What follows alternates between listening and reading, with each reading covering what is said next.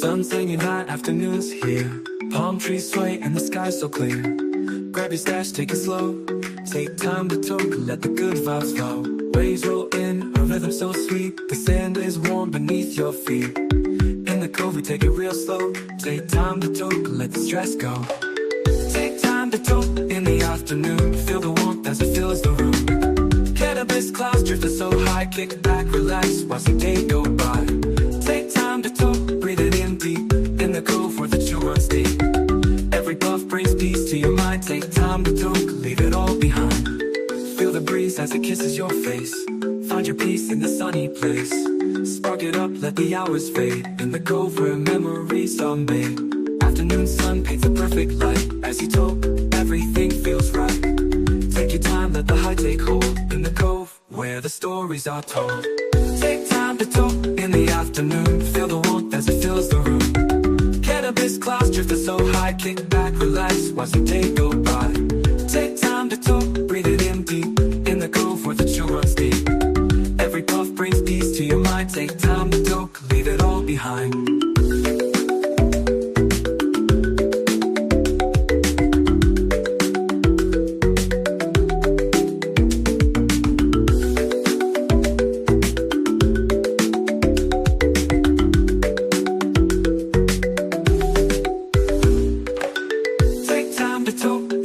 Afternoon, feel the warmth as it fills the room. Cannabis clouds drifting so high. Kick back, relax, watch the day go by. Take time to talk, breathe it in deep. In the cove where the chill runs deep. Every puff brings peace to your mind. Take time to talk, leave it all behind.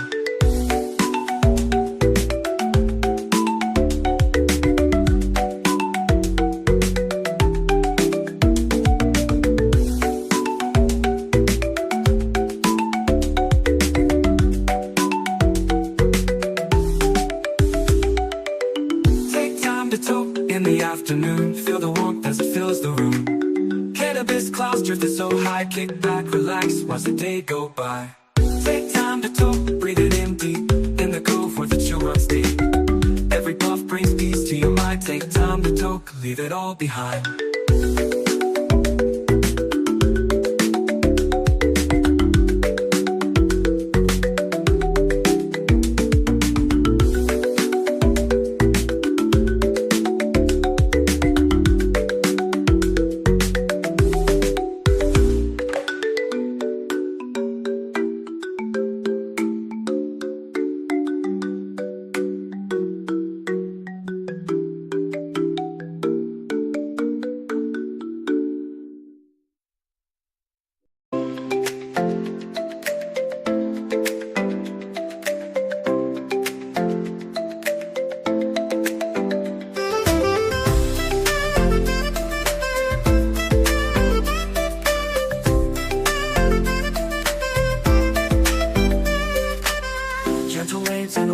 Sky, cannabis clouds drifting up so high. Roll it up slow, light it with ease. Salt air mingles with each gentle breeze. On a boat with friends, laughter's the sound.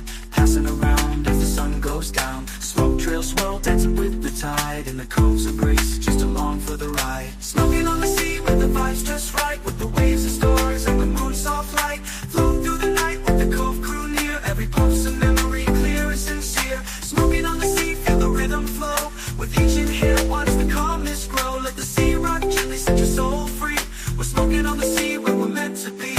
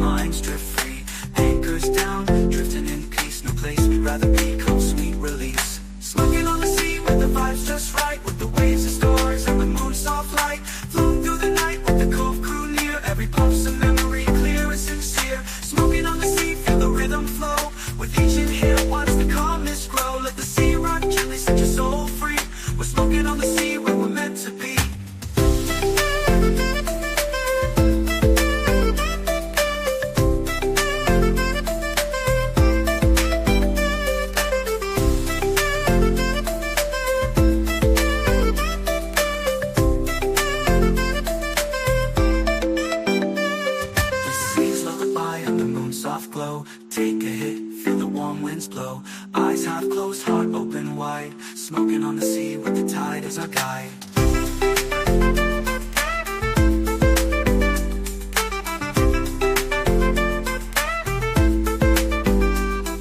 Smoking on the sea where the vibe's just right. With the waves and stars and the moon's soft light. Floating through the night with the Cove crew near. Every puff's a memory, clear and sincere. Smoking on the sea, feel the rhythm flow. With each inhale, watch the calmness grow. Let the sea rock gently, set your soul free.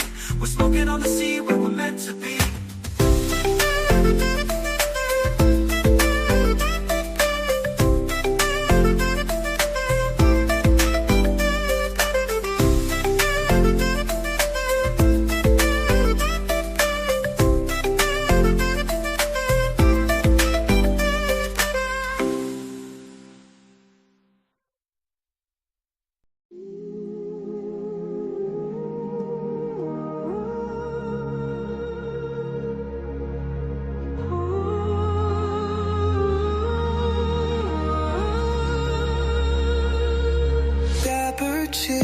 She floats with grace, a glowing soul in every space. Calm and smooth, her rhythm's true. She sees the world in a softer hue. Clouds may come, but she don't fold. Her fire burns in waves of gold. Through stillness deep, she finds her way, gliding bold into the day.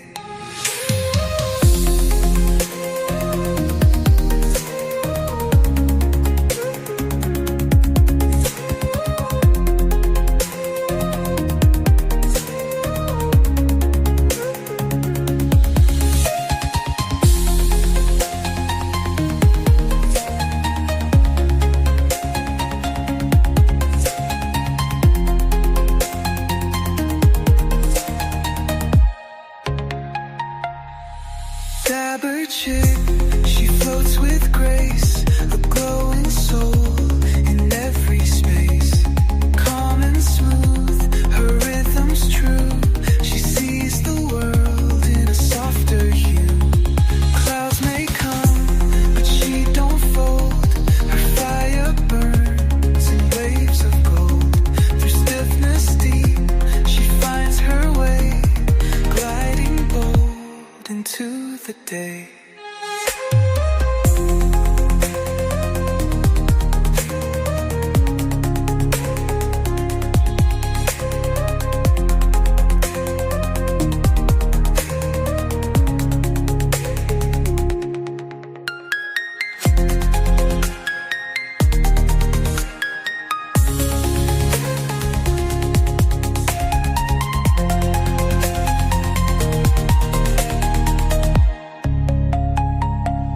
She rides the bass and owns the flame.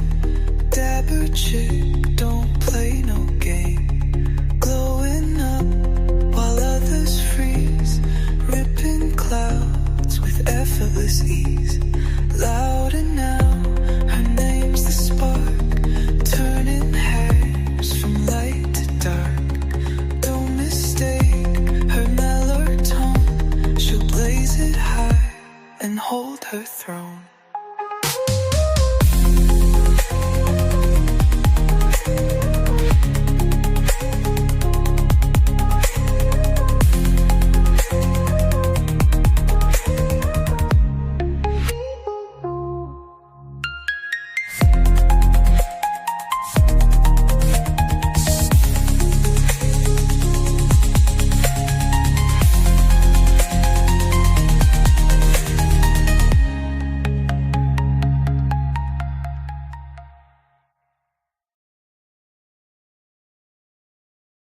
Push the goddamn button! Push the goddamn button!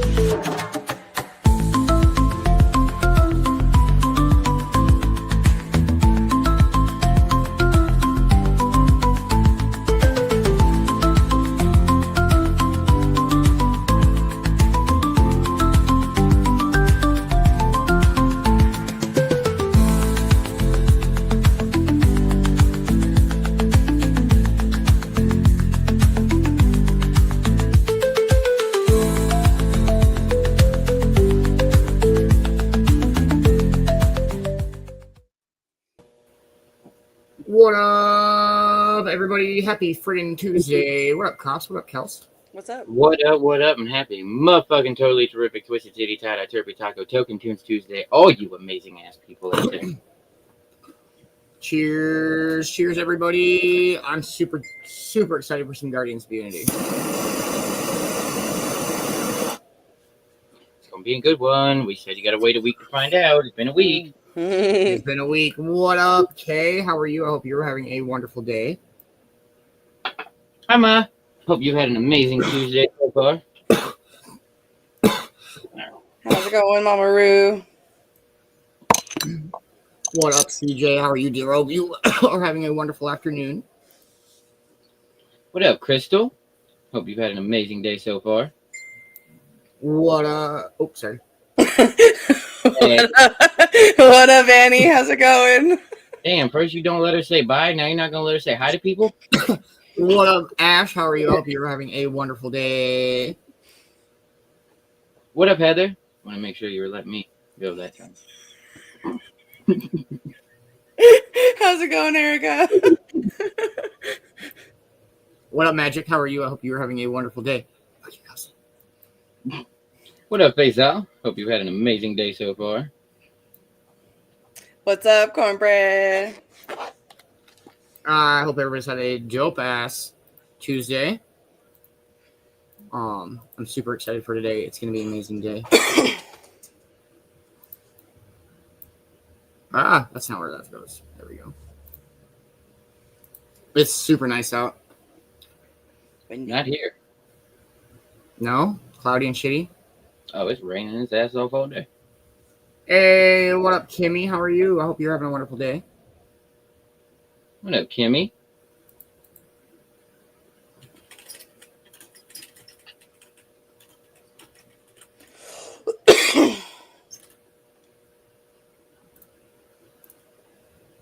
How's everybody's day been? Coughsy, how's your day today? On a bad day. Got my floor repair taken care of. Came home and took a nap. Hell yeah. Kelz, what do you know today? I napped all day. Nice. Sounds like a good dabber chick day. It was great. Napper chick. Dabber That's chick. for sure. Yeah, I just kind of hung out and worked on a few things and Guardians of Unity stuff and Token Tune stuff. I'm excited for tonight. Excited for chapters today. Mm-hmm. Other than that, that's pretty much all I got. What all of you wonderful folk got going on for your Tuesdays? Has anybody done anything fun or exciting or crazy? Anybody doing anything crazy today? No, yeah, me either. No. Twas boring of a day. Twas boring.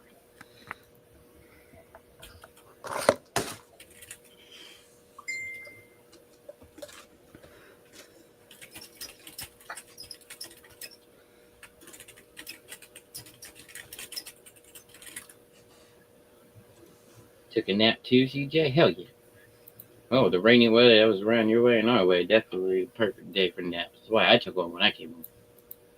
Hey, what's up, Sandra? How are you? I hope you are having a wonderful day. What up, what up? Hope it's been an amazing Tuesday so far. Going down to Alabama. That's cool.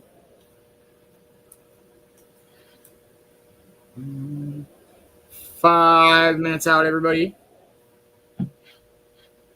Make sure you're ready to go. Might be going down to Alabama. Cornbread took a nap too? She's not feeling good. She's all stuffy today. No. Allergies are coming around.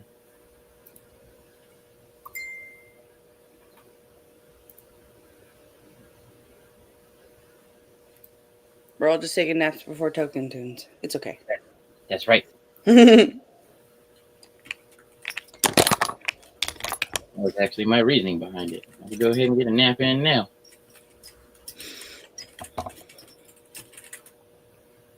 Hey, what up, Tim? How are you, you weirdo? What up, Tim? Hope you're having a wonderful day, man. What is your temperature today? Ridiculous? Triple digits, I'm betting? Oof. Oh, yeah. That's what happens when you live in the desert. Yeah. Well,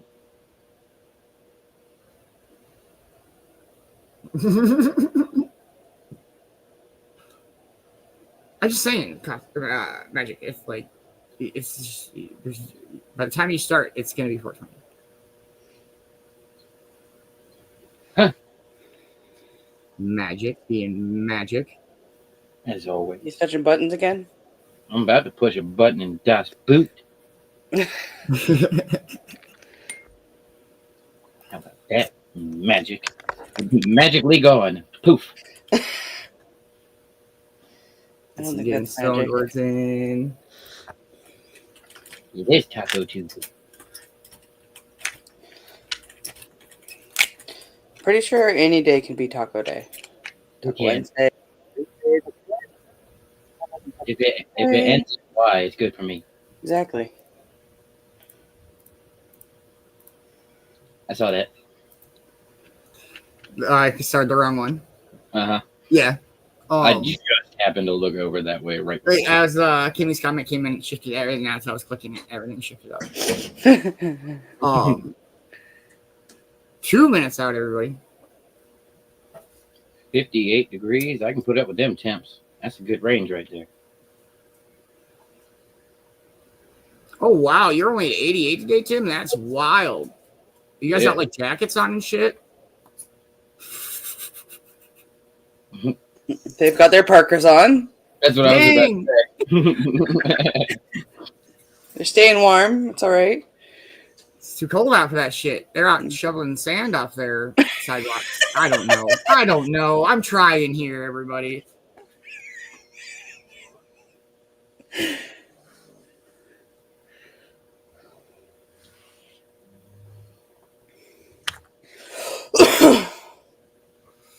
We got like a minute and a half out. What's everybody smoking on today?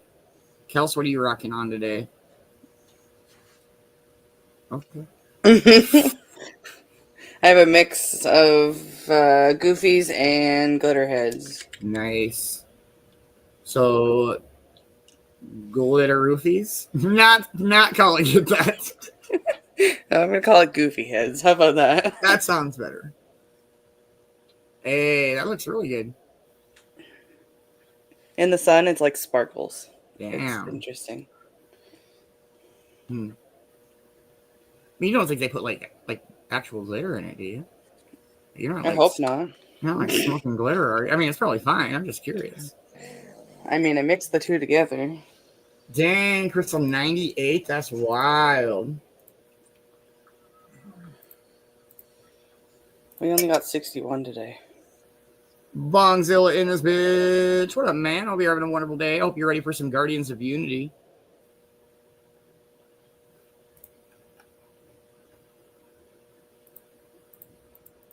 Cheers, yo. Happy 420. Smoke weed every day.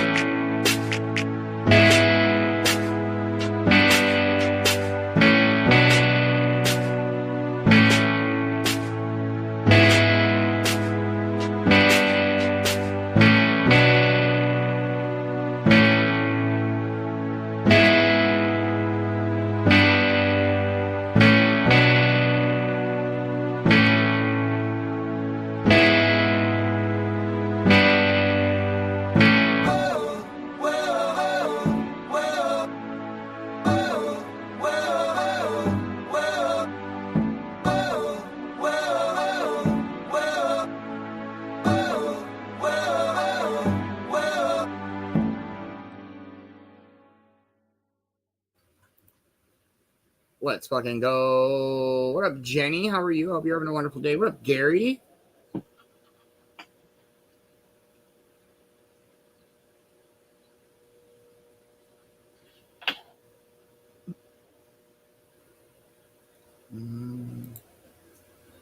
How's everybody's day been? I hope everybody's had a good day. Other than that, Not a bad one.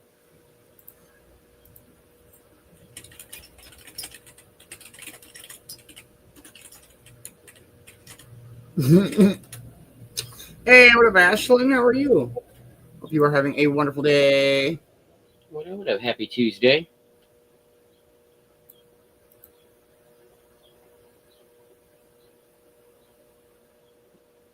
There's a new Bruce too. Should we watch a Bruce too before we dive into Guardians? Down for it.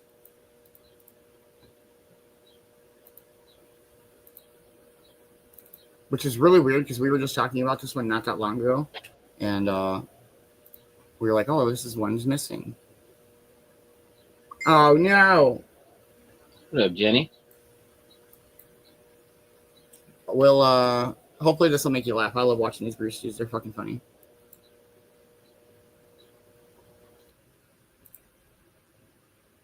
All right, here we go.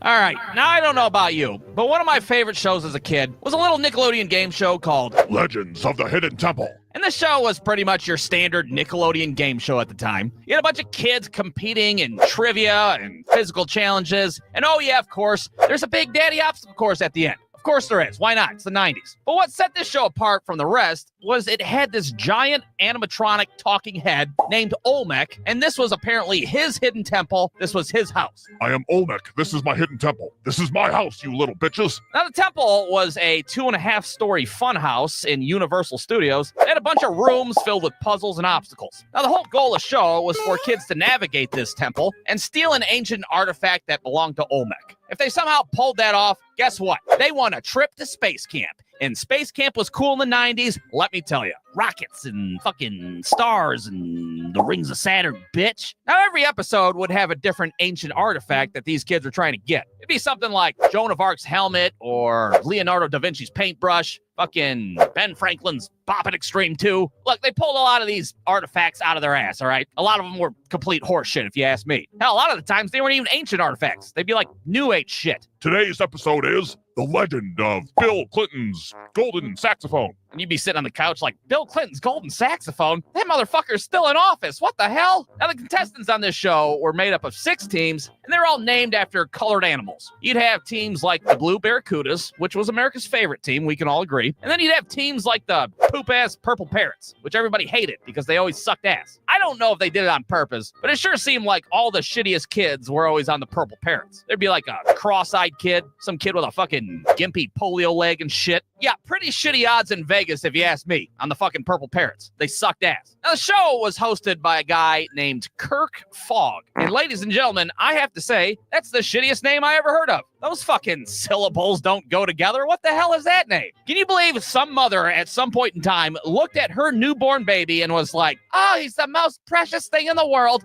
I think I'll name him Kirk Fogg. Yeah, what the hell is that all about? Anyways, Kirk Fogg would run out there and introduce the show to the live studio audience. Welcome to the Legends of the Hidden Temple. I'm your host, Kirk Fogg. Boo! Your name fucking sucks. Now, the show was broken down into 4 segments. The first being the moat crossing, where kids would have to cross this waist-deep water in some sort of shitty, haphazard way. All right, everybody's got to cross the moat using these shitty little boogie boards. Any questions? I'm in a wheelchair, and she doesn't have any arms. Shut the fuck up, Purple Parrots. Nobody asked your ass. Ready, set, go.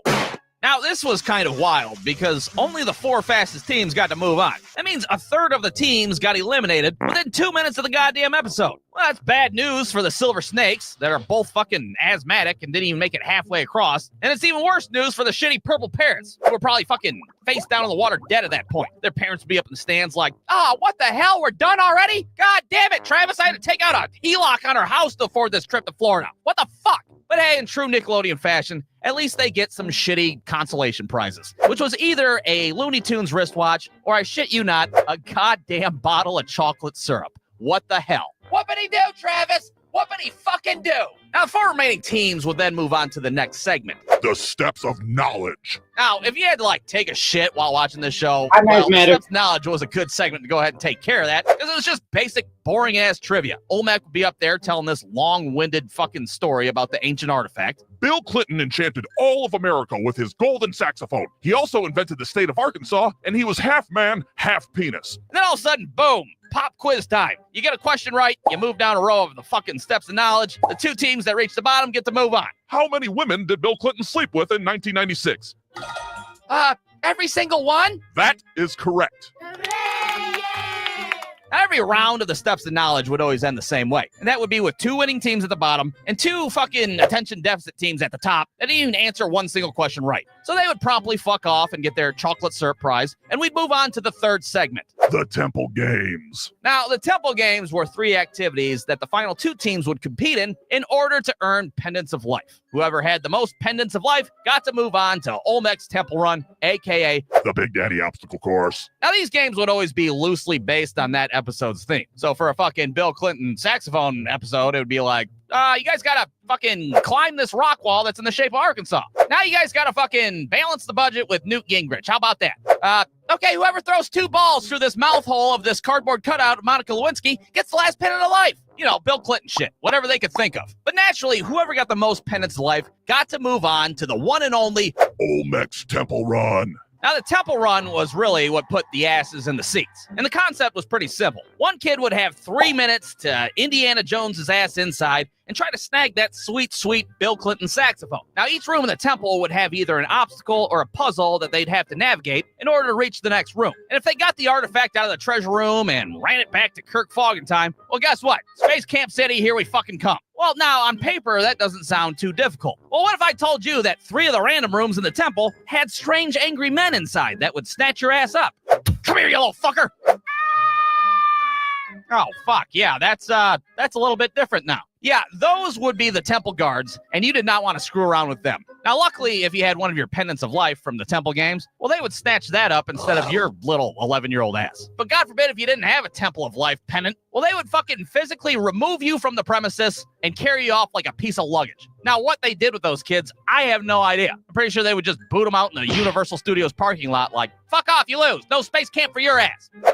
Regardless, it was now time for the other teammate to run into Olmec's temple. Now, I don't know about you guys, but it sure seemed like hardly any kids ever won the temple run. After doing my research for this shitty little cartoon, I found out there was only a 26% success rate. 26% of kids fucking beat the goddamn temple run and got to go to space camp. Do you know how many potential astronauts we missed out on because Nickelodeon couldn't ease up on the fucking temple run? We could have a colony on Mars right now, for Christ's sake. Thanks a lot, Nickelodeon, you piece of shit. But instead, just about every episode of Legends of the Hidden Temple ended the same way. And that would be with the final kid looking like a complete fucktard in the shrine of the Silver Monkey Room. This was the most detrimental fucking room in the whole Hidden Temple. And all you had to do was assemble a 3-piece monkey statue. You had the ass, you had the body, and you had the head. That was it. That's all you had to do. But for whatever reason, it was the most perplexing thing to any child in the 90s. Kirk Fogg would be down there trying to help the kid and shit. No, you got the ass on top. The ass is on top of the head, you stupid idiot. Even Olmec would be chiming in there like, The ass is on top of the head. Have you ever seen an actual fucking monkey before? What the fuck? And then eventually, of course, time would run out, and that was it. Game over. The kid would have to take the walk of shame back to Kirk Fogg. They'd bring in the other asshole from the parking lot, and they'd both get their shitty consolation prizes. Fucking JanSport book bags filled with Hershey chocolate syrup. Whoopity-doo. Ah, well, shit. Looks like nobody's going to space camp. Fuck you guys. I'm your host, Kirk Fogg. Boo! Shitty name. That's a shitty name. We'll see you again next time on the Legends of the Hidden Temple. And that was it. That was your basic episode of the Legends of the Hidden Temple, at least the way that I remembered it when I was a kid. Now, if you guys like this episode, maybe I'll keep this series going, and maybe perhaps I won't wait 2 fucking years in between episodes. Wouldn't that be nice? Because I still want to talk about shows like The Supermarket Sweep, and hell, maybe even fucking American Gladiators, because honestly, what the fuck was that show? The end. Such a funny ass dude. I fucking love Bruce Stews. Much love, Kenny. We'll catch you later. But he hasn't watched, or he hasn't made anything for 2 years since that. Well, no, not on that. Not on, like, he's done other ones on the Nickelodeon shows, but the last one he did was 2 years ago. Oh, okay. Shows. Okay. We had the Nickelodeon alarm clock from that time.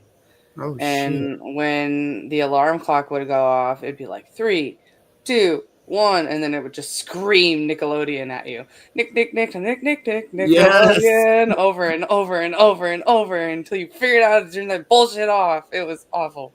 It's the only way I'd actually wake up in the morning. It was awful. Zero of anxiety because of that alarm clock. 0 of 10. Don't recommend. No. And we had 2 of them, and so it was 3, 2, 2, 1. yeah, it was bad.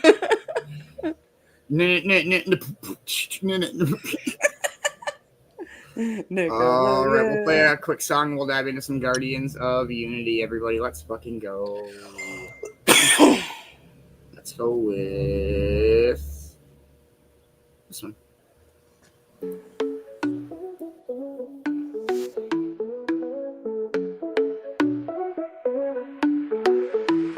Tune in, now feel alive. Cove-TV sets the vibe. Motivation on the way. Join the crew, seize the day. Fun and games, endless play. Catch the sun every day. Smile and laugh, don't delay.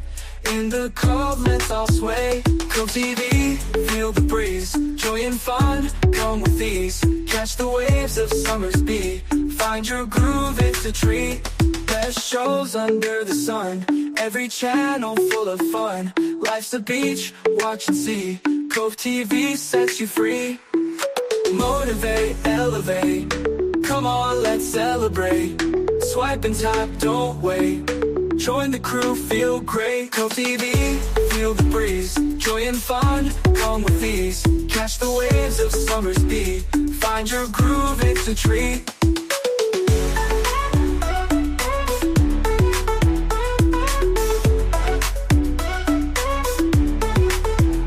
Cove-TV, Cove-TV, Cove-TV, feel the breeze. Joy and fun, come with ease. Catch the waves of summer's beat. Find your groove, it's a treat.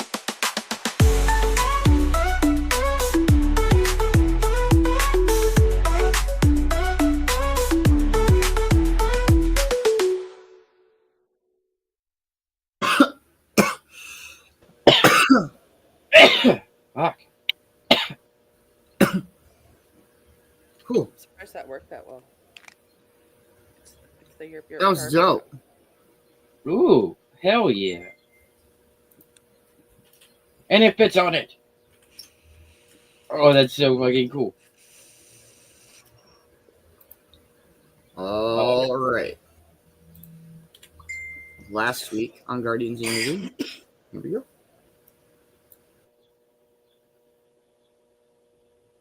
Last week on Guardians of Unity, the Guardians continued their search, one group chasing hope, the other fleeing time.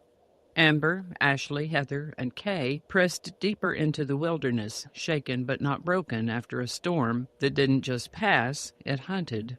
Comets streaked the sky, strange creatures emerged from moonlit mist, and the world itself began to feel alive. But the trail held more than wonders, it held warnings. A stranger's voice whispered of a freezing arm and a village close by. They were getting close. Back in the wilds, Magic and Kelz fought the clock, whisper moss, dusk vine. But the final ingredient, the starflare root, was gone. Hope slipped like water through their fingers as a second storm rolled in. And with it, her. Tempest. No longer a whisper in the clouds, she emerged from the storm's heart. Magic's lost sister returned not with love, but with vengeance. Her pain was raw, her rage sharpened over years of abandonment and jealousy. She didn't want to destroy the world, she wanted him to feel what it was like to lose everything. Now hearts are breaking, time is slipping, and the storm isn't just returning, it's rising. As Tempest commands the skies, Magic and Kelz race through the dying light. One searching, one desperate, and time slipping away with every step. Stay tuned for this week's Guardians of Unity. Hey, what up, Dixie? How are you? What up? Happy Tuesday.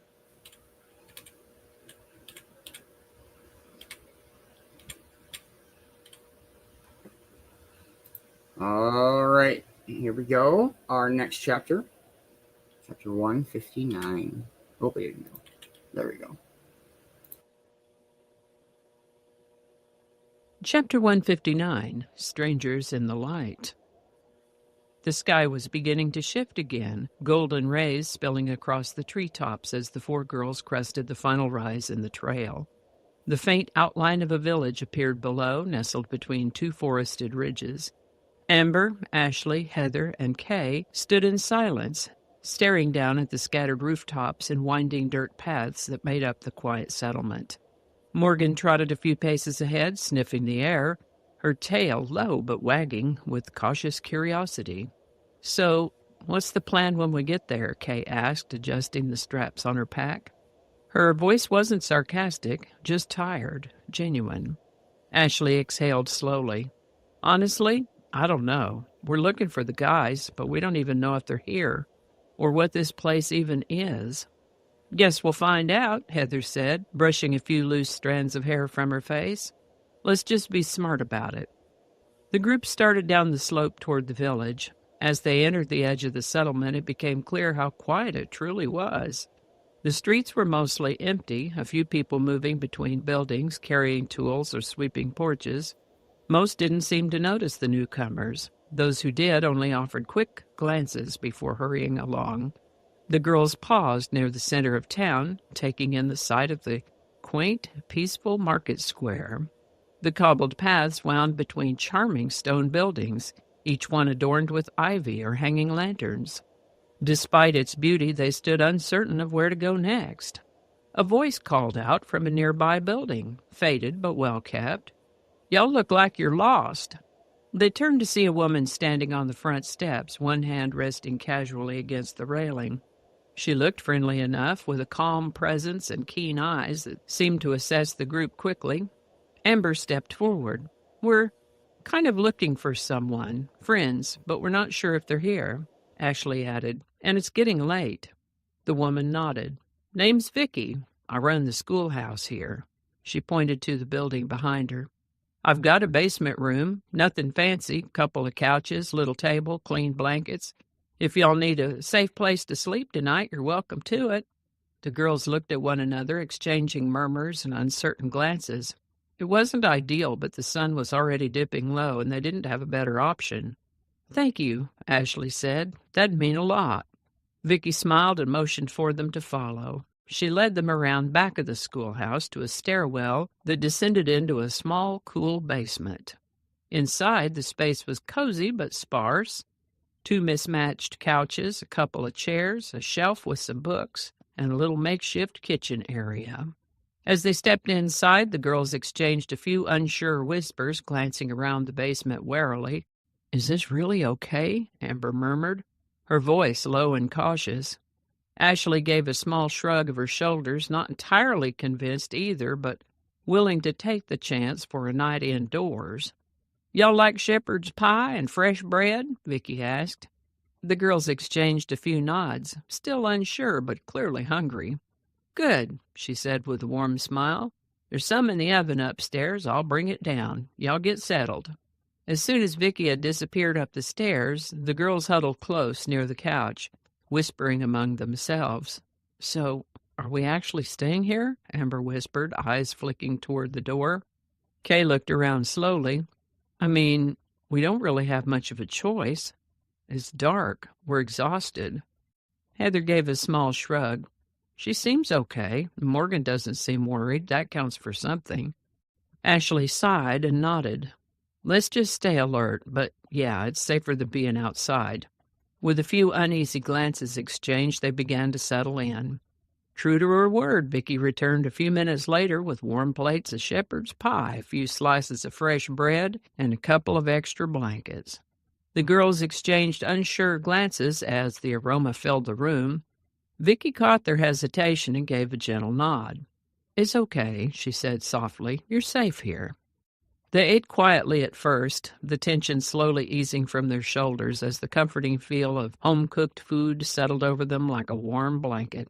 It had been so long since any of them had tasted something that reminded them of home, something made with care, not scavenged or rationed.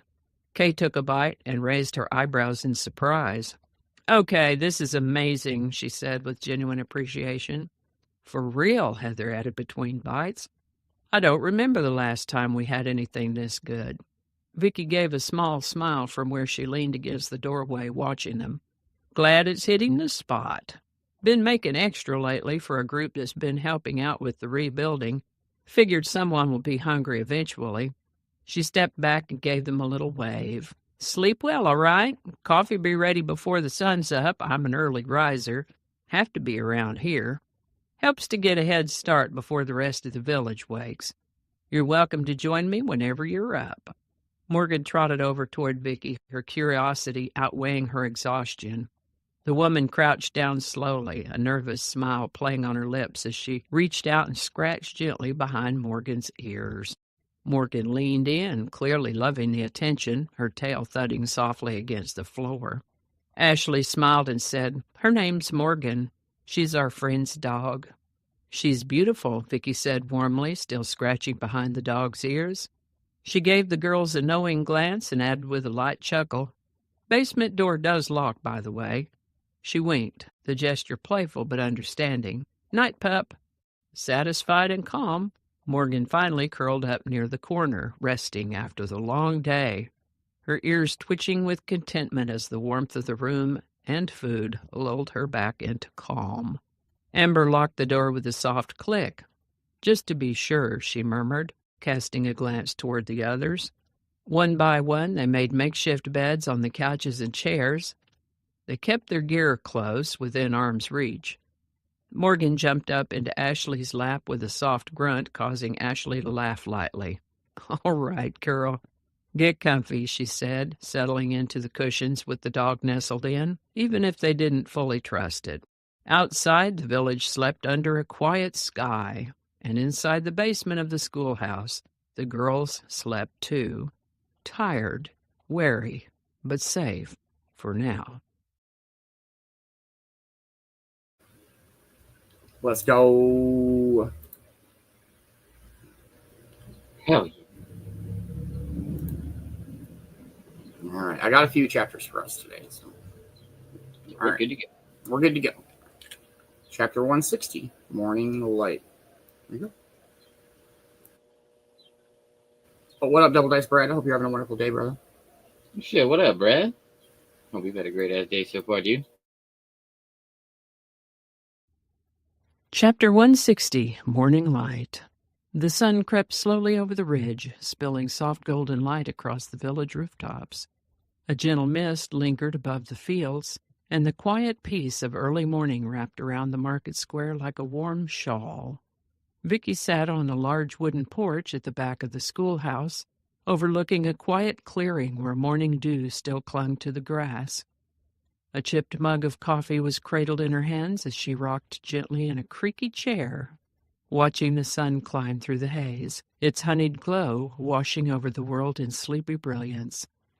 A wisp moth fluttered close, its paper-thin wings shimmering in the light, and Vicky gently brushed it off her sweater with a smile.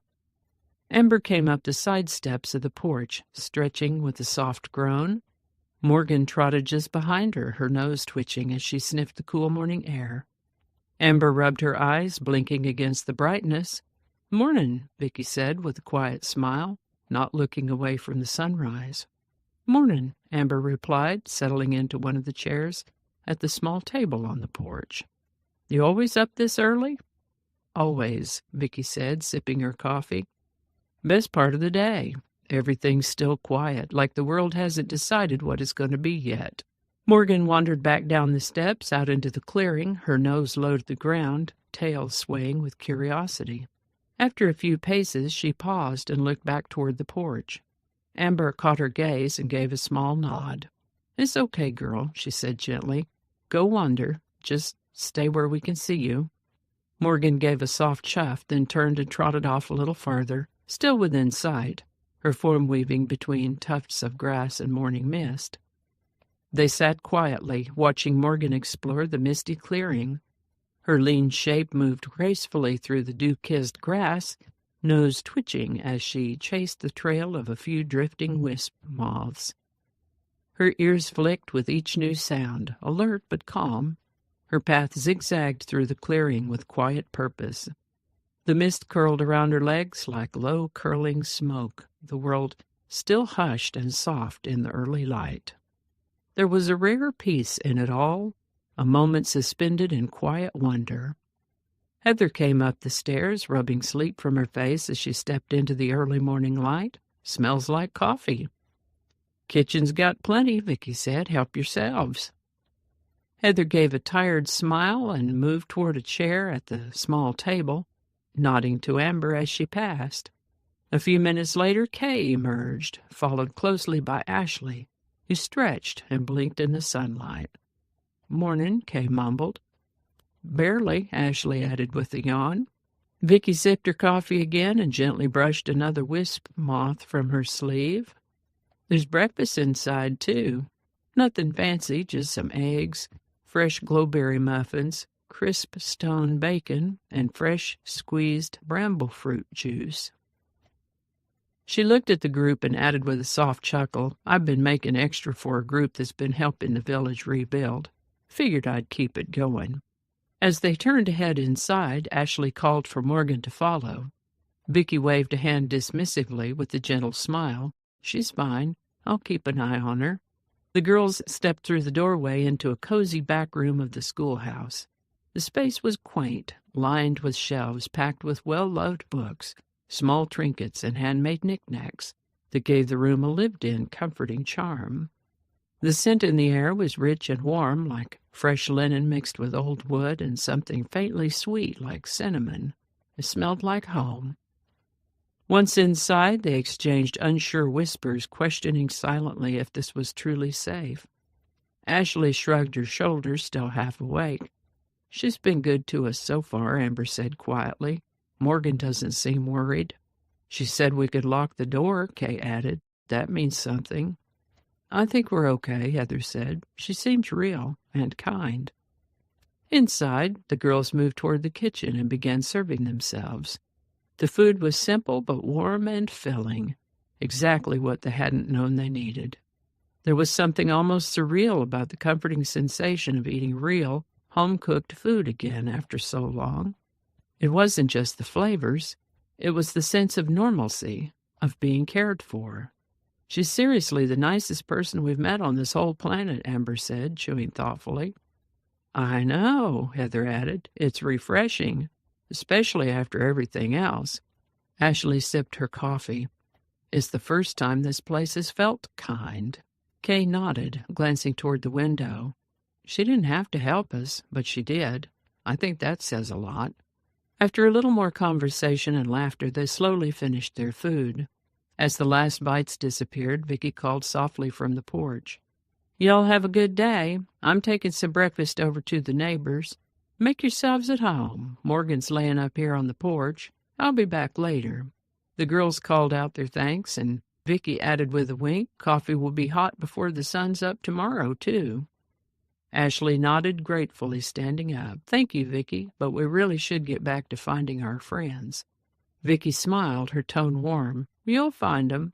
This place has a weird way of bringing people together." They stepped out into the cool morning air. The market square was small, charming in a way that felt timeless.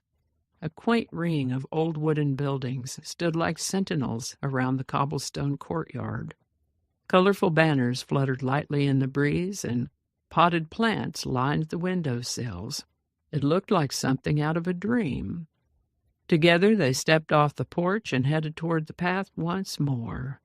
The search continued.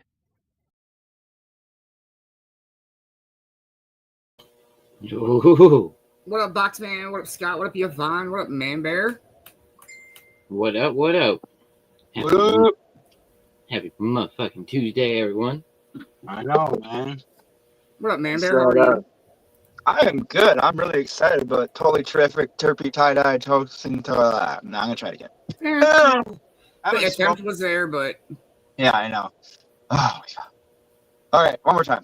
Totally terrific. Terpy tie-dye token tunes Tuesday. I missed so many fucking words. you didn't miss as many words as you think you did. But there's You a just couple. missed Twisted Kitty. Oh, wow. I missed the most important words. Great. Awesome. Yep. Way to go, Man Bear. Yeah, Remember that's a fail. I don't, yeah. You remember tie-dye. Woo. Woo. I forgot the titties. I can't wait for tonight, man. I'm pumped. Absolutely.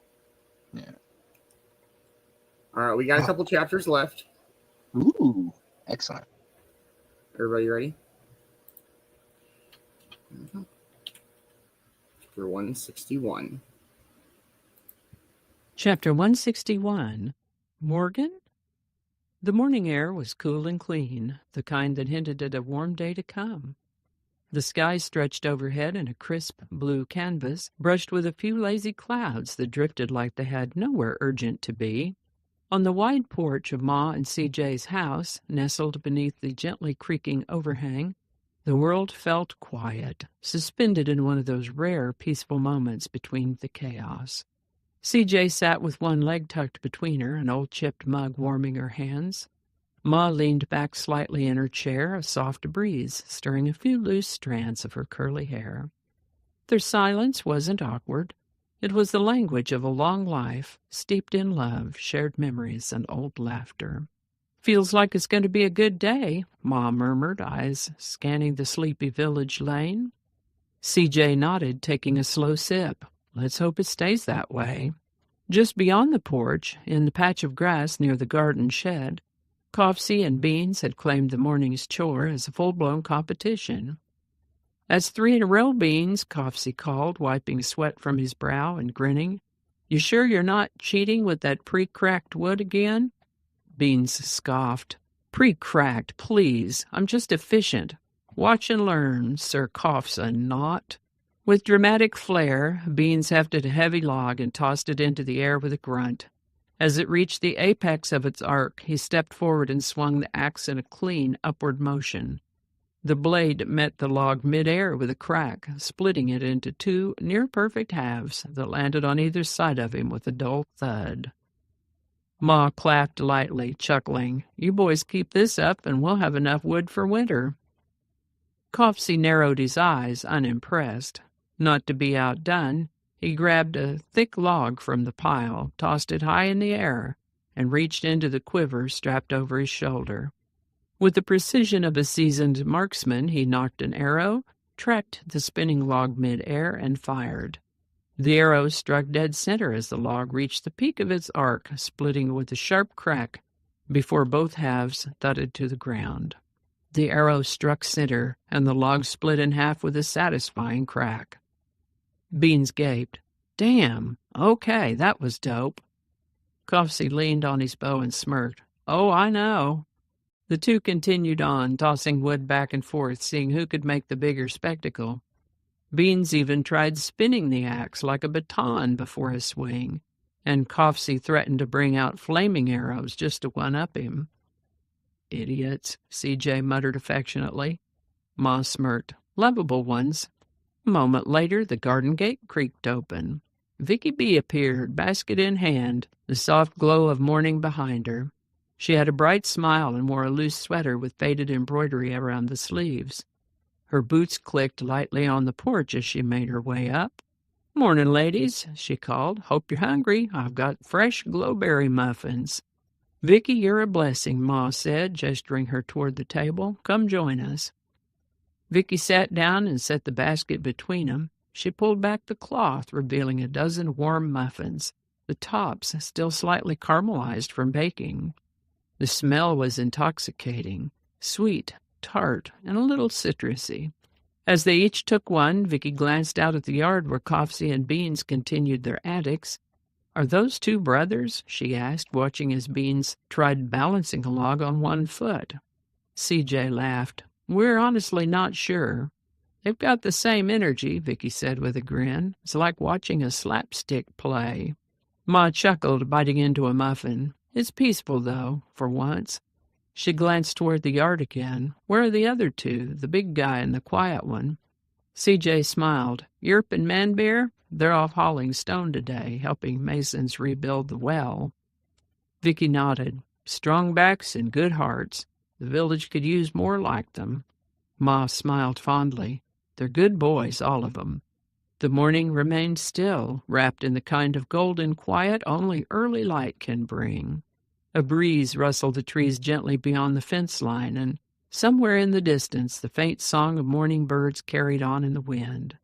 It was the kind of moment you could miss if you blinked, but here, on this porch, they didn't.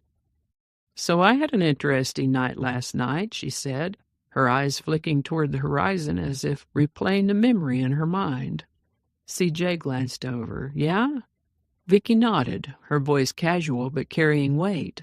Had some visitors. A group came through late last night. Seemed tired. Said they were passing through looking for some friends. Ma's brow furrowed slightly. What kind of group? Vicky shrugged. Wasn't sure exactly. Just a small group. They looked exhausted, like they could use a touch of home for a night or two. They had a little tan dog with them. Sweet as could be. Dog's name was Morgan. The moment the name left her mouth, Beanz, mid-swing, froze like he'd been struck. His fingers let go of the axe instinctively. The axe spiraled wildly through the morning air, catching the sunlight with each rotation, as it cartwheeled end over end, glinting like a falling star before it nearly embedded itself in the garden shed. Coughsy turned just in time to snatch it one-handed out of the sky. Whoa, what the hell, man? He narrowed his eyes, stepping closer. You good? Beanz was already striding toward the porch. Wait, did you just say Morgan? Vicky blinked. Yeah, 4 girls. One of them said the dog belonged to their friend. Why? Coughsy's expression lit up. Holy crap, it's them! Beanz didn't hesitate. He vaulted over the garden fence in a single bound. Coughsy followed a heartbeat later, tossing the axe aside and sprinting full tilt. Vicky blinked after them, a little dazed. I guess that meant something to them? Ma stood with her coffee in hand, a mix of amusement and concern on her face. Well, that explains the flying axe. CJ stood slowly. What in the world? Where are they off to? Vicky looked back toward the road, eyes narrowing slightly. They said they were leaving this morning. I just hope the boys aren't too late. Ma chuckled, shaking her head. Well, at least we've got firewood. CJ crossed her arms, her smile lingering. I wonder how Manbear and Yerp are doing, she said thoughtfully, watching the horizon for any sign of them.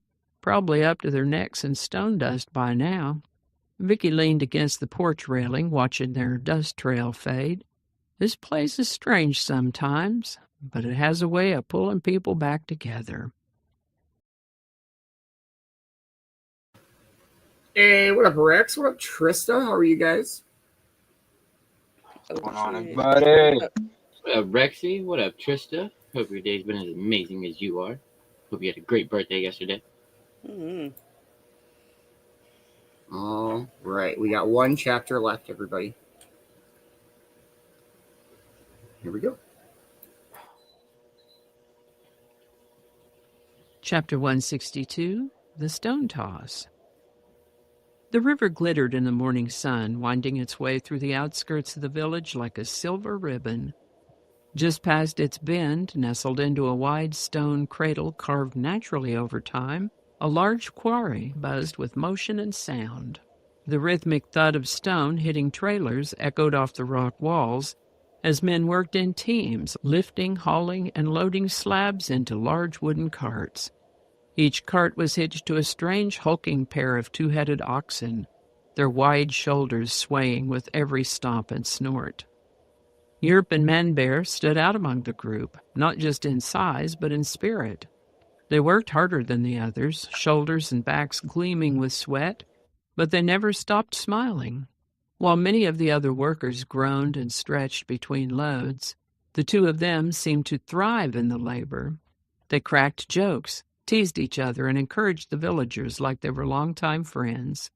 Around them, a group of strong village men traded barbs and jokes, puffing out their chests and flexing for one another in mock bravado.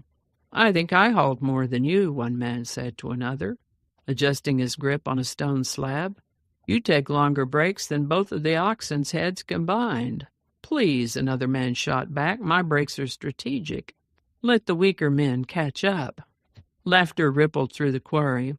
Yerp chuckled, hefting a sizable chunk of stone onto the nearest cart. "You guys are adorable." "Adorable?" Man Bear repeated with a grin. "Now that's a new one." The jokes continued until Yerp paused, a glint of mischief sparking in his eyes. He eyed a particularly hefty boulder near the edge of the work zone. With a low grunt, he squatted and lifted it, muscles flexing like cables. "Hey, Bear," Yerp called. "Go long, Hail Mary." Man Bear blinked. "Wait, what?" Before he could finish, Yerp hurled the boulder like a quarterback launching a deep pass. The stone soared with a perfect spiral, headed 100 yards or more down the open quarry field. Man Bear didn't hesitate. With a whoop of excitement, he sprinted forward and mid-stride shifted seamlessly into a massive black bear. His paws dug deep into the earth, gaining speed with every bound. Just as the boulder began his descent, he launched himself upward and mid-air transformed back into human form. He caught the stone in an awe-inspiring dive, arms wrapping around its weight like it was a feather. The ground thudded beneath him as he hit the quarry floor, rolling once, twice, before springing up in triumph. "Yeah!" Man Bear shouted, pumping a fist. He hoisted the stone overhead, spun in a circle, and spiked it down on the earth like a champion scoring the final point. The impact sent a tremor through the field, rattling tools and causing the oxen to grunt and shuffle. The other workers stood frozen for a moment, mouths agape. "Did you see that?" one man shouted. "That was insane." Another shook his head, still in disbelief. "That wasn't work, that was a performance." Yerp doubled over, laughing. "We just like to keep it interesting." Man Bear dusted himself off, grinning wide. "Touchdown, baby!" Man Bear and Yerp exchanged a look, then high-fived with enough force to make the nearest oxen flinch. The stunned silence finally broke with cheers and hollers. The other workers erupted into applause and laughter, clapping each other on the back, their competitive egos silenced by the raw spectacle of what they'd just witnessed. One of the younger workers leaned toward another and asked, "Are they brothers or something?" Yerp just winked, chuckled, and went back to stacking stone, offering no answer. One of the older villagers muttered, shaking his head with a smile, "Ain't never seen anything like that in my life." The work resumed, but the energy in the quarry had shifted. Now it carried something more, a sense of camaraderie, of awe, of stories being born. The sun climbed higher overhead, casting long shafts of golden light across the quarry as birds chirped in the trees nearby. By sundown, there would be at least 3 versions of what happened, each more exaggerated than the last. But the truth was simple. The Guardians were here, and even in the small moments, among stone and sweat and laughter, they left an impression.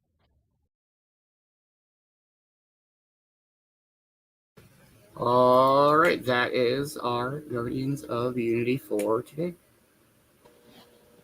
I love that. That was awesome. Right, Coughsy? Holy fuck. Yeah, for another 2 hours and 59 minutes, yeah. I love you, brother. I hope you had an amazing day.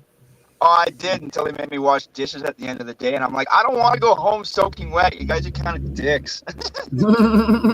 I got Just something text. So it gets even funnier. They had a waterproof rubber apron, and some employee stole it. I find it very funny. I don't know why. I'm like, Probably accidentally wore it home, you know? For real. Yeah. I would don't rather think it have to works do it at the anymore. beginning than at and then you're not soaking wet all your whole shift, I guess. Yeah, I guess. I literally had to take my apron off though for like the last 15 minutes. I was like, no, I'm not gonna have my midsection just soaked, going home. Like, no, not doing that. No, it's a good day though. It's just a funny day at the end there. Yeah, it was good chapters today, and we'll find out what happens next week on Guardians of Unity by tuning in 5 p.m. Eastern Time every Tuesday.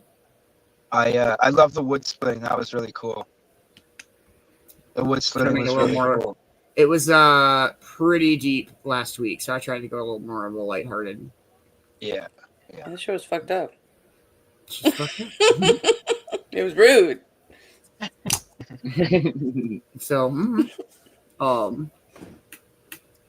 yeah, it's been a pretty good day. Finishing up that stuff and finishing up Token Tunes stuff and working on a few things for tomorrow. Oh, I can't wait for Token Tunes. Let's just do it now. I made a subtle little announcement this morning. I'll make another subtle little one right now. It is always Token Tunes, and of course, you don't want to miss any of the Token Tunes that we got going on, especially tonight. It's going to be such a fun-ass one, but you guys definitely don't want to miss out on next Tuesday's Token Tunes either. I am so fucking excited for that one. I know why. I know why. Secret. I got a secret. Secret. Tis a secret. I'm not going to tell you. I'll make the full announcement after Token Tunes is over tonight. Oh, So don't I'm miss more out excited. on a totally Terrific. twisted Kitty. fucking tie-dye, No, Hey. Tie. fucking tie, Die. turkey, Taco. token, Tunes. Thursday.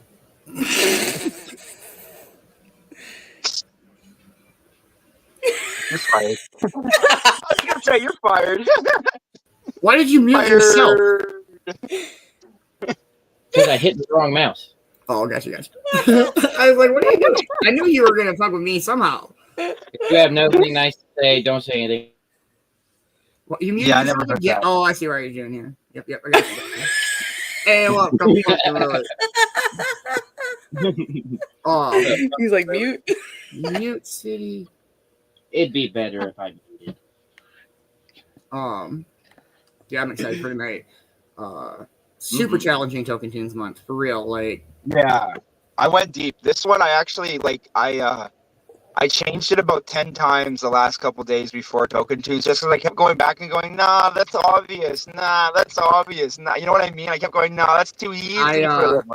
I went in, usually with each month I go in, I just do a one and done playlist. I'll do 20 songs and then I'm done. I don't like to fucking, and like I get, you and your are very different, but I got very baked and just kept finding better songs. yeah, that's why I wait to the very last-ish minute that I can. Yeah.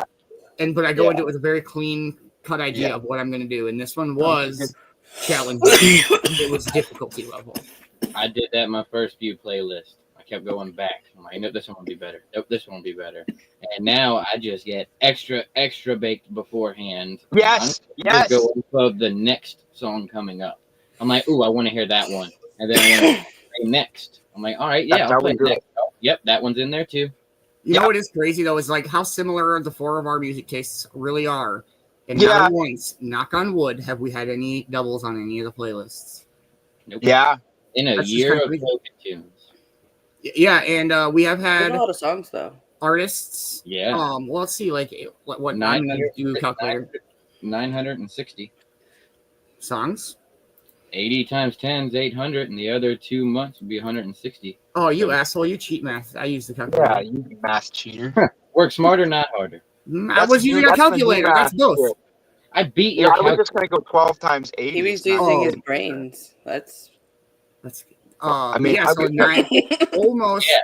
almost 1,000 songs. Bet I shocked all of y'all with that one, huh? You surprised me.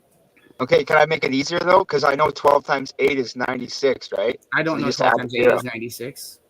They just add a 0. That's how I did it. It's 12 times 8, add a 0. I like how Coughsy did it. Do it to 10 times and then That's add the the rest. new math. Wait, that's how New they teach math. kids how to do math. New math? No, that is new math. I got taught that before the new math. How young do you think I am, I don't want to Grandpa? go into it. It gets weird. The new math is messed up. They shouldn't be teaching it. How young do you Like, think that's I am, math. Grandpa? Yeah, can you explain this whole, this check thing? Like, I fill what out and then I really? give it to who? What? Where? I remember that day. Do y'all know what a check is? Yeah. What? Dude, Do you there's know a, what okay, fucking so there's a telegraph little is down there?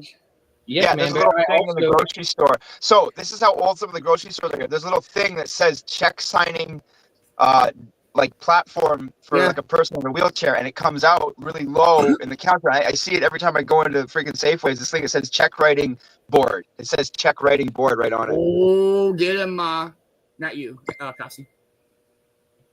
Huh. Oh. Well, Yeah, maybe that's true. it make it seem like I'm even more of a baby. Like, man, but I remember when the I was smoking. You know, the day Coughsy was born, I was probably smoking my first joint. Is all I'm going to say about that. This stupid contract. All right, well, how old were you in 1993? I was like, pardon? How old were you in 1993? 10. I was 3. You weren't smoking shit. You were still shitting yourself, you little asshole. No, you said how old? Wait. No. Yeah, in 19. Well, yeah, do you know how age works? Wait, how old's Coughsy? I'm 30. I was born in 94. 94 then.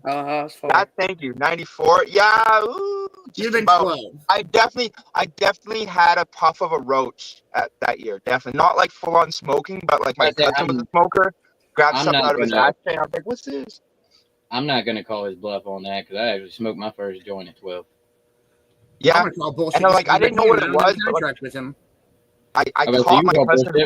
I remember being at my cousin's house. Like, you want to try it? And I was like, sure. Why not? I've done this before. Yeah, that's kind of one of the first times I ever smoked weed. It was through a Chillin, and I coughed so hard into the Chillin. And oops! Poof! Yeah. Oh, you did the weed flies.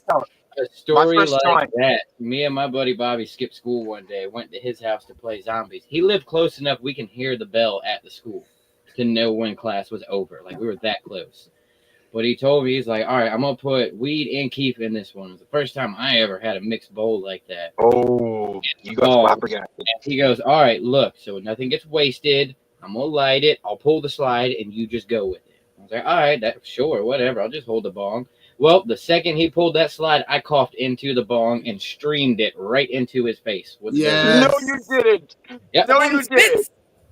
It was like a perfect fountain coming out of it, stream-wise, and just right in the now my story sounds like shit. I was going to tell my first joint story, we're in this huge house, like big house in Rich. I mean, like a mansion.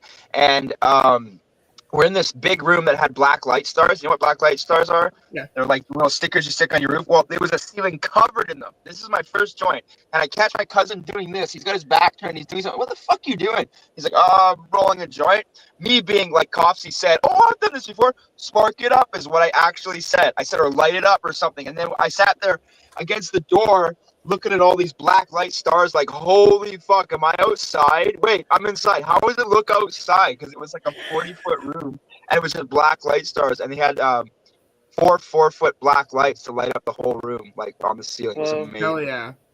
And then I got dropped off at home super baked. I had to hide my bakedness from like 8 or 9 different people. I'm like, I'm tired. I want to go to my bedroom because my bedroom's at the end of the hall too. So I had to like go all the way through the house past everybody. I'm like, oh man.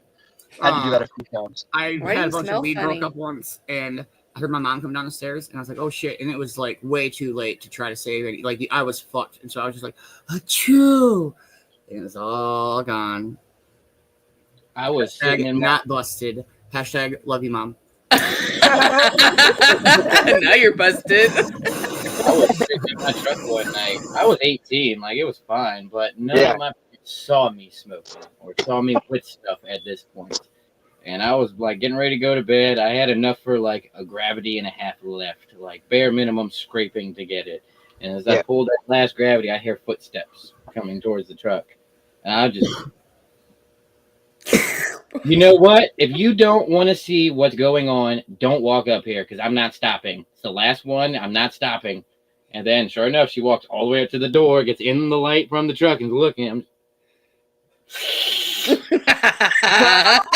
last one, it. And then she goes, why don't you just go to the garage in the back and just set up like a little desk in there? I probably would be better, huh? Probably would be better. I mean, I'm sorry. When people sit in vehicles and smoke, no matter what these days, it looks sketchy. When you sit in a vehicle and smoke now, it's not going to be like, oh, hey, there's some people smoking weed. What the fuck are they doing in that vehicle is what everyone's thinking, right? It's not a normal looking scene anymore. Yeah, go to your shit. I was taking out the truck one day and just had a joint going. I was like, this feels weird being in the truck. But then a week later, I had the idea to hotbox the truck, and it didn't feel weird when I wanted to do that.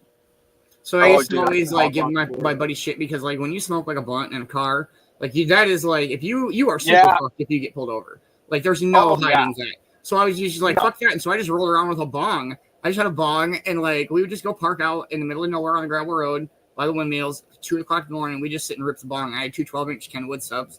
So we just blare music in the middle of nowhere and just walk and fucking. Oh, because they totally couldn't hear you.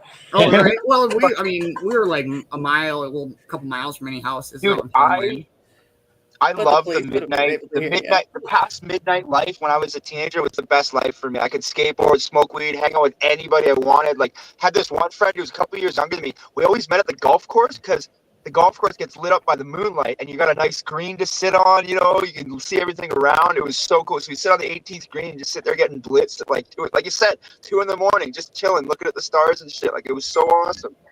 And I lived in a big city. Yeah. Leave and come back. Your audio is getting crackly. Fuck. So I like there's a lot. I don't get like afraid of a lot of shit or whatever, like spiders and snakes and whatever. But like the scariest shit I've ever experienced, ever, is like 2 o'clock, 3 o'clock in the morning, walking on a gravel road, full cornfields on both sides, and there's just like a slight breeze, so all you hear is the corn rustling together. You can't. It's so loud you can't hear anything.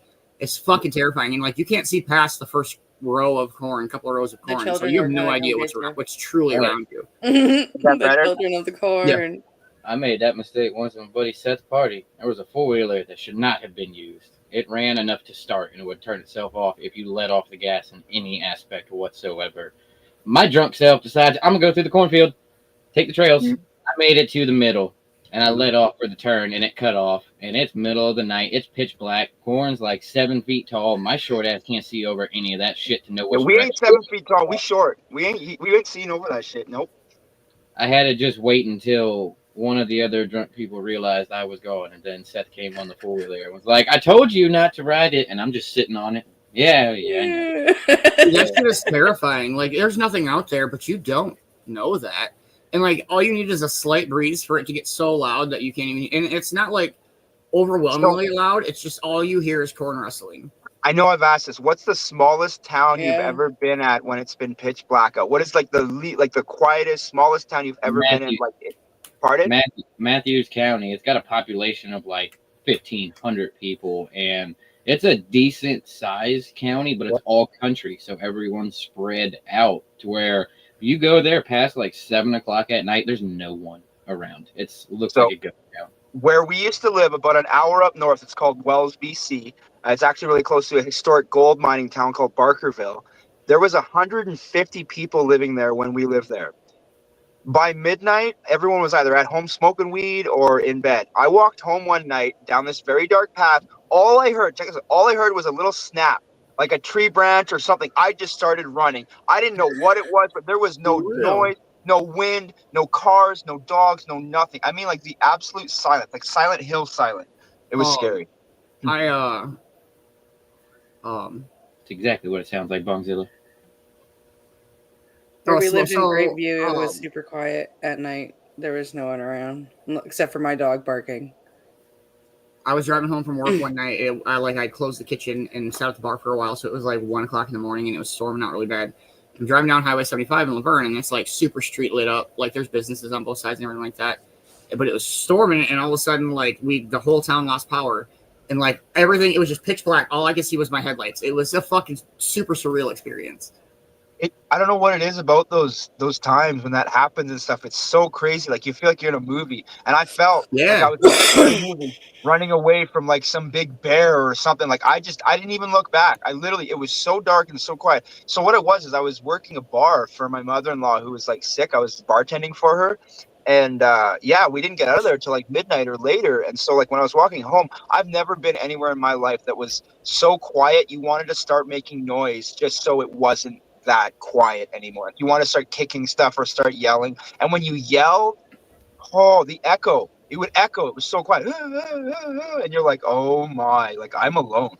I'm alone out here. Yeah, it reminds me of this when I'm Squidward alone, like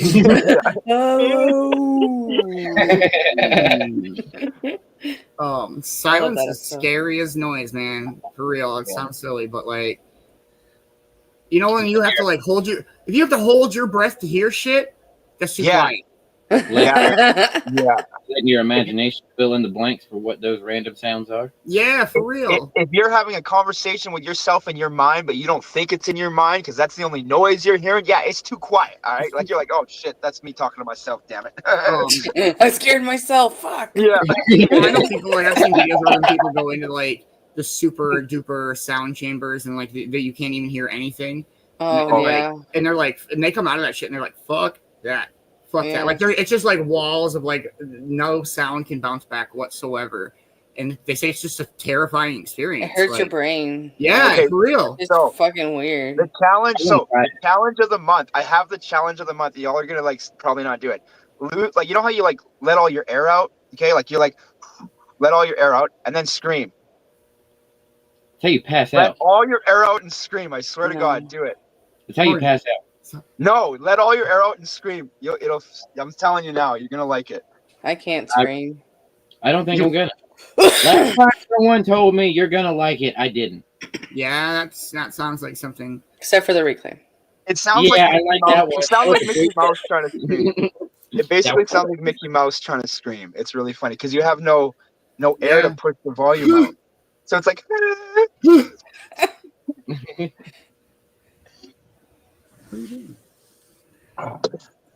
Oh, shizzle. Well, Great Guardians.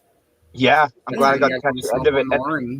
Not only did I catch the end of Guardians of the Galaxy, I was in these chapters I got to catch, man, and that was dope, man. Well, you were in a lot of the chapters, dude. No, I know. You just missed the first one last time. Yeah. No, that's dope. I'm really happy that I was able to come up, man. Go ahead and say our farewells and catch everybody at the one and only Totally Tuesday. Whoa, that's all right. You fumbled at the end. I mumbled a lot of that. You fail at I these. understood it, though. I mean, I'd be like a 6.5. You're not supposed to have marbles in there. Measurement Monday. All right, Kelsey. Sorry. Nope, that didn't work.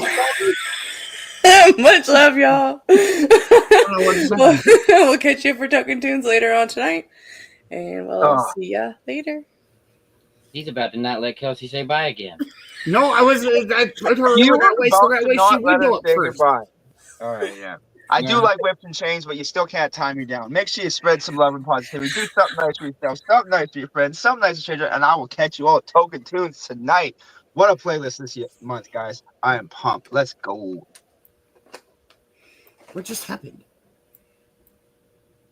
Are you fucking with me, Coughsy? I ain't touched shit. I'm leaning back. You know I got. Well, you know it's not me. I ain't got no fucking button. Yeah. Much love, everybody. Thank you guys so much for hanging out. It's been a dope ass afternoon. I hope to see everybody at Token Tunes tonight. You can catch that only on Sir Coughsalot's page. Please make sure that you're following everybody on the Cove team from the one and only Sir Coughsalot. Much love, man. It's always dope working with you and hanging with you. Make sure you're following the one and only Man Bear. Catch him at Token Tunes tonight also. Let's see if he's got some songs, and he's going to lose the belt tonight anyway. Make sure you're following the one and only Dabber Chick show tomorrow. Don't miss out. 10 a.m. Pacific time, 1 p.m. Eastern time. Make sure you're following the one and only Europe Entertainment. Don't miss out on the Europe Nanigans every Sunday morning, 11:13 Eastern time. And make sure you're following the one and only Mad Productions. Don't miss out on anything that he's got going on. If you missed the movie show last night, definitely go and check it out. Make sure you're... Oh, no. Thank you to everybody that helps support the Cove. Y'all make this possible. Cove-TV is brought to you by viewers like yourself. Morgan, what are you doing? Stop. Morgan, stop. Sorry. Cove-TV is brought to you by viewers like yourself. I would not be able to put the time and efforts into the segments that I'm able to without each and every one of you, Cove-TV subscribers, and everybody that helps support the Cove. With that being said, I hope you all have an amazing, wonderful rest of your night. For those that don't see it, Token Tunes, I'll see you tomorrow. Cove-TV Morning Show. I believe we got Miss Bina. I'm not 100% sure. But we'll do some yoga and hang out and watch the sunrise. Much love, everybody. Coughsy? Well, much love, all you amazing ass people out there. Hope it has been an amazing, totally terrific, twisted titty, tie-dye, turkey taco, Token Tunes Tuesday, all around, start to finish from the morning show with the Cove. It's always a great way to get the day up and go on the right mindset and the right mood. What up, Ammo? All the way up to the afternoon show. Love Guardians of the Galaxy. Such a great ass story, and always leaving up on a cliffhanger. So wait till next week to find out what happens next. And of course, look forward to seeing each and every one of y'all at Token Tunes. It's definitely my favorite night of the week. I might be biased, but it's definitely my favorite night of the week. And you guys don't want to miss out on it. It's going to be so much fun tonight. But if you are not already, make sure to give them a like and a follow to everyone you've been interacting with out there. Because if it wasn't for each and every one of y'all, we wouldn't be able to do the fun stuff we get to do each and every time. And make sure you give them a like and follow to everyone you see up on screen throughout all the awesome things we get to do. The one and only Kelz Dapper Chick. Make sure you're giving her a like and a follow. You don't want to miss out on all the amazing stuff she's got going on each and every day. The Dapper Chick show every Wednesday, the movie show Magic every other Wednesday, and that's what she said, one Wednesday a month. And of course, you got Beanz with the Cove. That you wouldn't have most of the amazing shit we have each and every time. All the games, logos, interactive shit, the music, all that wouldn't be here without you. And of course, make sure you're giving a like and a follow to the one and only Man Bear for the next 2 hours and 30 minutes now. Make sure you give him a like and a follow. You don't want to miss out on all the amazing content he puts out each and every time, and the vibes he brings to all the shows. And make sure you give him a like and a follow to the one and only Yerp Entertainment. Yerpity motherfucking Yerp. Get in on the mystery Rickstery boxes. You don't want to miss out on them. Each and every one of them are so amazing. Get in on the Yerp away. Make sure you do your entries right. You don't want to turn into a womp. And make sure you get in on them the rocket boxes. They are bought before 4 p.m. Mountain Time. They are shipped out that day. And of course, make sure you give him a like and follow the one and only Magic with Mad Productions. All the amazing music he's putting out each and every time. The movie show with me and Man Bear every other Monday, and the movie show with Kelz every other Wednesday. But much love, everyone. It is time to hop on down. We'll get some food, kick back, don't relax. If you relax, you're going to miss out on Token Tunes. You're going to miss out on all the fun we got going on tonight. So hop on down, kick back, don't relax, and look forward to seeing each and every one of you amazing people later. What's up, everyone? And thanks For Chillin' In. the Cove. today. Oh. you Amazing. Ass. People. out. There. And Coughsy, I don't give a banana, do you? Hold on. Wait. Nope. Coconuts. Bananas. You're going bananas and you're going nuts. So bring on the madness, like the fire in us. It's time to confess. Are you ready for this? I'm going bananas and you're going nuts. We're making a mess, but do you got that guts? Well, you better say yes. Are you ready for this?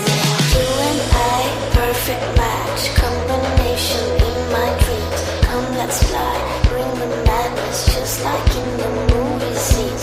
We can hug, we can kiss, we can do it all night long. Listen to the awesome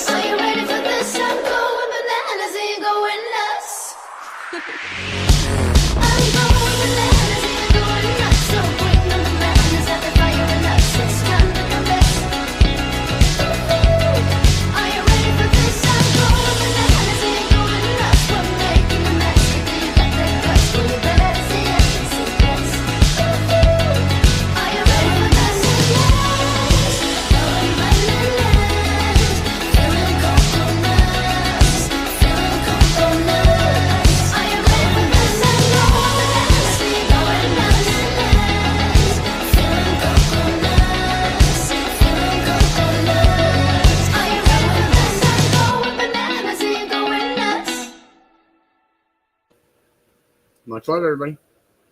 Much love, y'all. See all y'all tonight.